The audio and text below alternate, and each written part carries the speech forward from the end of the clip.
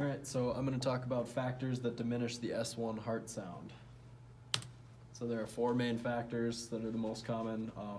So inappropriate positioning of the AV valves during closing. So if that AV valve is not in an appropriate spot, it could diminish the S1 heart sound. So that can be caused by mitral valve regurgitation, tricuspid valve regurgitation, or dilated cardiomyopathy.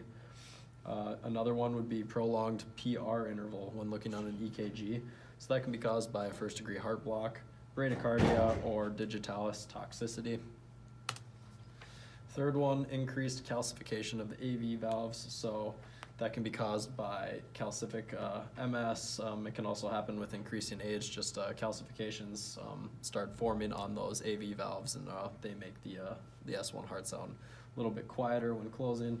And then finally, increased chest wall thickness. So that can be caused by things like obesity or pleural effusion or pericardial effusion. So those are the main factors that affect the S1 heart sound.